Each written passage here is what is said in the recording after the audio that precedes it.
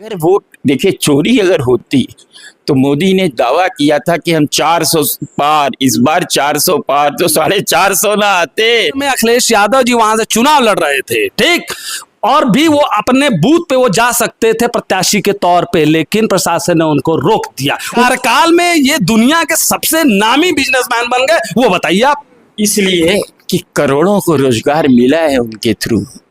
लालू यादव को शर्म से डूब के मर जाना चाहिए कि इसी लालू यादव ने ऐसा ऐसा तांडव वहां किया है बिहार में जिसकी कोई कल्पना नहीं कर सकता। और होमगार्डों को पोलिंग बूथ के अंदर डाला जाता था, समझ रही हो, और जो केंद्र भेजता था बीएसएफ, पैरामिलिट्री फोर्स, उससे परेड कराई जाती थी सड़क पे। और नतीजा ये होता था कि वो होमगार्ड और बिहार पुलिस, बंगाल में कम्युनिस्टों का शासन था जी। और कम्युनिस्टों ने क्या किया था कि पूरा का पूरा जो पुलिस विभाग है, टैक्सी विभाग है, हर विभाग पर मार्क्सवादियों का कब्जा।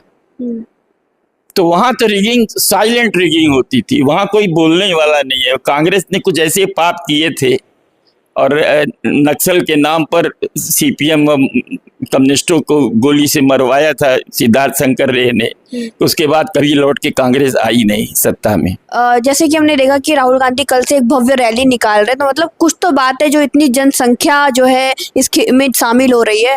भाई शामिल तो होंगे, क्योंकि देखिए वहां लड़ाई जो है वो राहुल गांधी से नहीं है, वहां लड़ाई सीधी सीधी जो है तेजस्वी बनाम भाजपा जी, यानी राजद बनाम भाजपा की लड़ाई है। कांग्रेस वहां कहाँ है? कांग्रेस तो अपना सारा आधार खो चुकी है। तो कांग्रेस तो जो है राहुल गांधी तो महागठबंधन सीढ़ी लगा के, तेजस्वी को सीढ़ी लगा करके वो अपना पैर जमाने की कोशिश कर रहे हैं। और पिछली बार उन्होंने क्या किया था, संविधान खतरे में है, आ जाएगी भाजपा, अगर आ गई तो आप समझ लीजिए कि संविधान बदल देंगे, संविधान को खत्म कर देंगे, जातिगत आरक्षण है वो खत्म हो जाएगा, और उस एक नैरेटिव फैलाया गया। और क्या सच में कोई नैरेटिव फैलाया जा रहा है? मैं आपको लूट होता था, डकैती, ये जो वोट का, ठीक, आज उसी डकैती के खिलाफ भारतीय जनता पार्टी सरकार बना ली। तो अभी पिछले उपचुनाव में उत्तर प्रदेश की सरकार के लोग पिस्टल लेके वोटरों को ऐसे किए हुए थे, गोली चलाने की धमकी दे रहे थे। ये कौन सा लोकतंत्र था? अब बताइए सर, बताइए इसकी कंप्लेन हुई क्या? क्या चीज कंप्लेन हुई थी? कोई कुछ कार्रवाई हुई थी सर इस पे? अरे देखिए अगर हुई थी तो मीडिया पे उसका वीडियो फोटो पूरा चला और वो जो अधिकारी है उनका प्रमोशन हो गया। अरे भाई आपको इसकी जो है बाकायदे आपको प्रेस कॉन्फ्रेंस करनी चाहिए थी। आपने तो कहा, अखिलेश यादव की प्रेस कॉन्फ्रेंस मैंने देखी है, उन्होंने कहा कि साहब सरकार का वर्चस्व था, वो जीत लिए, ये उन्होंने कहा। लेकिन अगर वो कह रहे हैं कि पिस्तौल लेकर के जो वोट की लूट हुई है, तो आपको सीधे सीधे, अगर चुनाव आयोग जवाब नहीं दे रहा है तो आपको सीधे कोर्ट, छोटी छोटी बात पे तो आजकल कोर्ट में जाते हैं, और उस मामले में आप कोर्ट में नहीं गए। क्यों नहीं गए? अब मैं बता देता हूँ सर, मैं पूरी बात आपका जवाब दे दूंगा, से कहाँ जीते?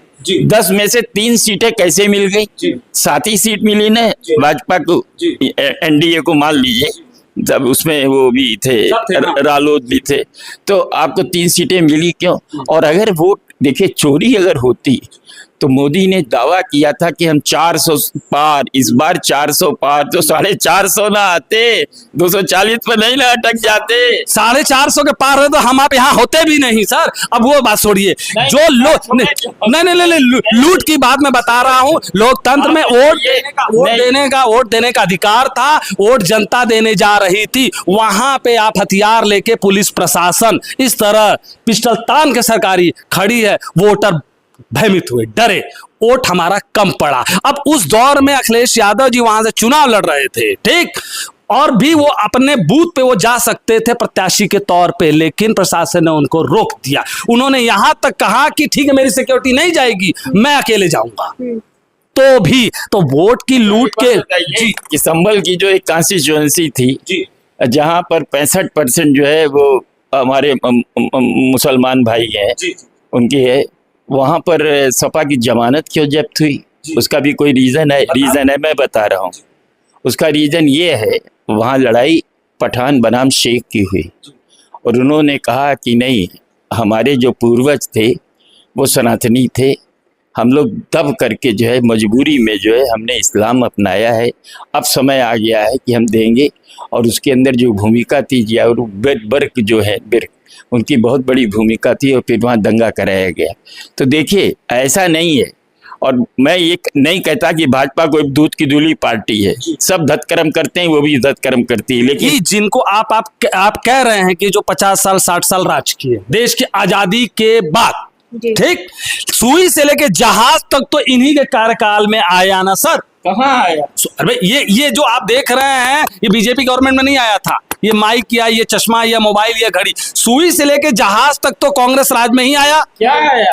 जो भी देश में तरक्की हुई, अंग्रेज तक दे गए थे, कहाँ ले गए थे अंग्रेज तो छोड़ गए थे, चौका घाट छोड़ गए, जेल छोड़ के गए, और रेलवे स्टेशन। लेकिन हमारे यहाँ कॉलेज से लेके, मेडिकल से लेके, आईआईटी से लेके, पढ़ाई शिक्षा से लेके जितनी चीज थी वो जो सरकार थी, मैं तारीफ नहीं कर रहा हूं, जो सच्चाई है वो बता रहा हूं, वही लोगों ने लाया। अब जो गवर्नमेंट आई कि उन्होंने 70 साल 65 साल 60 साल 70 साल कहते हैं, 10 साल तो उसमें 5 साल अटल जी भी रहे हैं, ठीक। तो लेकिन उनके बाद ये जो गवर्नमेंट आई, इन्होंने कितने कॉलेज लगा दिए, कितने मेडिकल कॉलेज खोल दिए, कितने एम्स बना दिए, कितनी फैक्ट्री लगा दी। और कौन सा वोट चोरी का जो लोकतंत्र की बात है कि वोट चोरी हो रही थी, सर वोट चोरी तो अभी भी हो रही है। जब देश आजाद हुआ था ना, तो अब आपको क्या बताऊं कि संजय गांधी की मौत क्यों हुई, पता है आपको क्यों हुई? संजय गांधी की मौत के पीछे किसका हाथ था? आज शाहिद सिद्दीकी ने जो है इसको रिवील किया है। इसके पीछे केजीबी का हाथ था, क्योंकि संजय जो है वो अपनी माँ को सोवियत ब्लॉक से जो है मुक्त करना चाहता था, और वो अमेरिका की ओर उसका झुकाव था। और केजीबी को लगा कि अगर ऐसा हुआ तो हमारा बहुत बड़ा नुकसान होगा, क्योंकि सारे शस्त्र जो थे वो सोवियत संघ के थे। और मिग खास तौर से जो कब्रगाह थी, मिग तो जो है जिसको कहना चाहिए कि वो कितने हमारे प्रशिक्षित पायलटों को लील लिया उसने, दुर्घटनाएं हुई, तमाम आयुध जो है और उसमें कमीशन आता था। 92 में आया भी था कि स्विट्जरलैंड में जो है राहुल गांधी का इतना लाख करोड़ जमा है, आज तक खंडन नहीं आया उसका।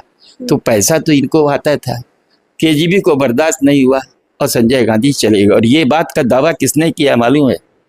अकबर अहमद डम्पी ने उसी समय ये आवाज़ लगाई थी कि ये कांड हुआ है।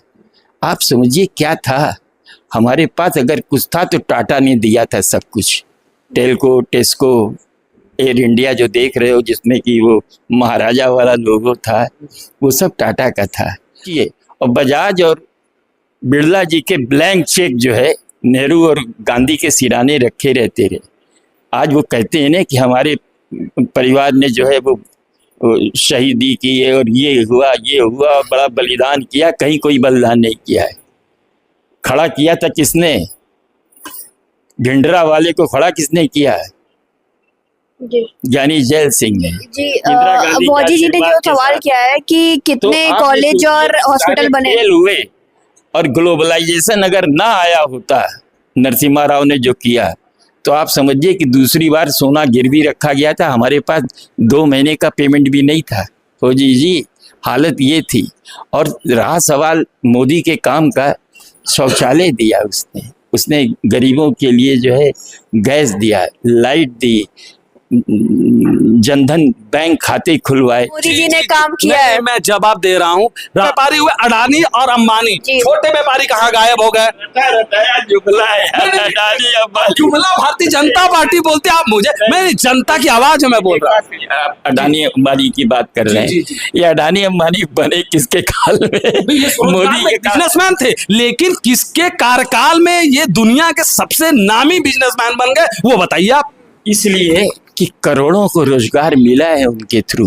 या हर एक सेकंड तो उतना प्राइवेट सेक्टर में हर आदमी एमबीए करके, गरीब किसान का लड़का एमबीए नहीं एसएमएस में कर सकता कि 5 लाख रुपया दे के एसएमएस करके वो जाएगा अडानी ग्रुप में। आपने क्या शिक्षा नीति रखी थी? आपने शिक्षा नीति रखी रही क्लर्क की, जी। आपकी यही बीए और एमए हमने भी किया है। जी। मैं अपने अपने बल पर मैं बढ़ा हूँ। जी। मेरे छोटा भाई जो था बेचारा दुनिया में नहीं है, उसने अपने बल पर पढ़ाई की है और फर्स्ट जी पोजीशन जी जी लाया। मैं शिक्षा नीति की बात नहीं कर रहा हूँ। शिक्षा नीति में जैसा जिसको शिक्षा मिलेगी, जिसको जितनी शिक्षा मिलेगी उस हिसाब से नौकरी। अगर ये इतिहास में लिख दिया जाए, संविधान में लिख दिया जाए कि या लिखवा दिया जाए कि सिर्फ एमबीए करने वालों को नौकरी मिले, बाकी गांव घर के किसान, लेबर, मजदूर के लड़के कहाँ जाएंगे? अरे आपको पता है 15 अगस्त को मोदी जी, अच्छा एक बात बता दूं, 15 अगस्त को जितनी भी घोषणाएं इन्होंने की है, 12 बार ये ध्वजारोहण किया है इन्होंने, जितनी भी घोषणाएं की उनको सबको पूरा किया। इस बार उन्होंने क्या कहा मालूम है?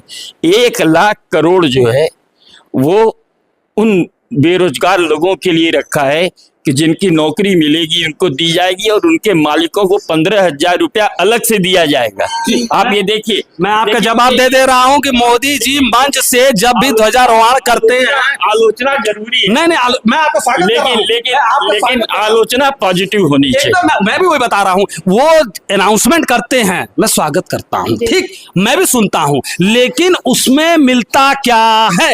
यही गवर्नमेंट है कि प्राइवेट स्कूल के एक बच्चे की फीस 30,000 20,000 पर छोटे बच्चे का है और गवर्नमेंट स्कूल बंद कर दिया जा रहा है, सरकारी पाठशाला। तो इनकी फीस क्यों नहीं कम कर रहे हैं? और महंगाई सिलेंडर कितने का था? महंगाई बढ़ी कि नहीं? पिछले गवर्नमेंट के मुकाबले में इस बार की बात कर रहा हूं। भाई महंगाई तो बढ़ गई, सर भी बता देंगे कि दाल से लेके, रोटी से लेके, चावल से लेके, सिलेंडर से लेके, बिजली से लेके, इलाज। इतने गरीबों के घर में चूल्हे जले। अब वो जाके देखिए, जो सिलेंडर ये क्या बांटे हुए सबके घर में तो फेंके हुए हैं। अखबार पढ़ते हैं ना, जी, एकदम। आपने देखा होगा कि थोक और फुटकर महंगाई अपने लोवेस्ट बिंदु पे है। 8 साल बाद इतनी महंगाई कम हुई है, ये बात भी आपको स्वीकार करना होगा। देखिए पिछले 11 साल में देश की दिशा बदली है, देश नई राह पे चला है और मोदी का एक सपना है कि 2047 तक हम इसे विकसित राष्ट्र बनाएंगे। जब सत्ता संभाली थी फौजी जी, तब हमारी इकोनॉमी जो थी, जीडीपी हमारी 11वें स्थान पे थी। आज हम चौथे पर हैं और बहुत जल्दी। कितने का कर्जदार था उस समय, आज कितने का कर्जदार भारत है? बहुत सही है, बहुत सही है। 700 अरब डॉलर है यार। आप लगातार जो पुल गिर जा रहे हैं, गड्ढे हो जा रहे हैं सड़कों पर, उस पे क्या कहेंगे? पुल गिर जा रहे हैं, मोदी जी कंधा लगा दें,